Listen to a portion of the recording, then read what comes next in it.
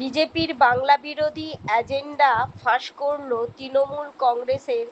Jallianwala bug স্মৃতিসৌধ থেকে রবীন্দ্রনাথ ঠাকুরকে বাদ দেওয়ার প্রতিবাদে কেন্দ্রীয় সরকারকে তীব্র আক্রমণ করলেন তৃণমূল কংগ্রেসের সাংসদ ঋতব্রত বন্দ্যোপাধ্যায়।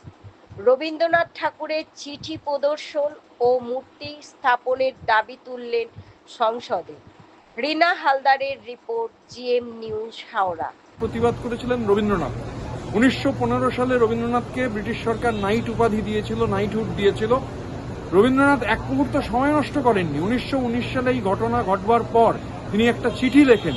পৃথিবীর বিভিন্ন জায়গায়, বিভিন্ন বিশ্ববিদ্যালয়ে সেই চিঠিটা পড়ানো হয়। That is a text. এত হার্ট রেন্ডারিং লেটার যাকে বলে।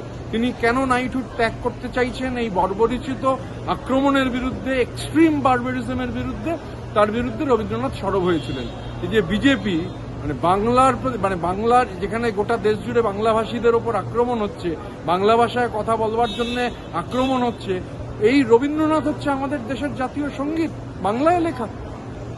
এবার রবীন্দ্রনাথ সব থেকে বেশি প্রতিবাদ জানিয়েছেন, এমনকি 1925 সালে ম্যানচেস্টার গার্ডিয়ান, এখন গার্ডিয়ান পত্রিকা, তখন নাম ছিল ম্যানচেস্টার গার্ডিয়ান, তারা রবীন্দ্রনাথ সম্পর্কে একটা ইন্টারভিউতে লিখেছিল রবীন্দ্রনাথ সম্পর্কে দ্যাট যে he is not only an accomplished musician or artist, he is an passionate political activist.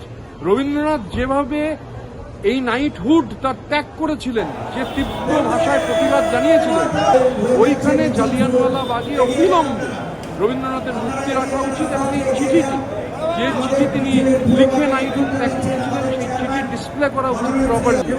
Jallianwala bug মেমোরিয়ালে এটা করা উচিত, এটা অত্যন্ত জরুরি। আসলে বিজেপি গোটাটাই, বিজেপি একটা বাংলা বিরোধী, বাঙালি বিরোধী শক্তি। বাংলা ভাষাভাষী মানুষের ওপর আক্রমণ চলছে।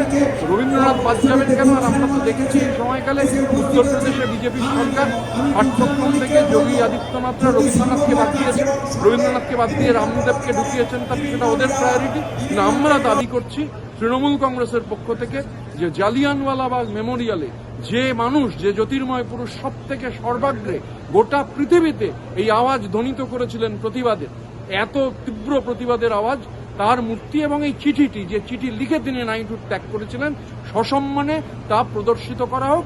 একেবারে উত্তরটা জাস্ট কয়েক লাইনের ব্লান্টলি নো বলে দিয়েছে। এদিকে বলছে হচ্ছে যে বাংলা, বাঙালি, বাংলাভাষী, তাদের জন্য দরদ উতলে পড়ছে। প্রধানমন্ত্রী তো মাঝখানে গতবার ভোটের আগে লম্বা দাড়ি রেখে নিয়েছিলেন।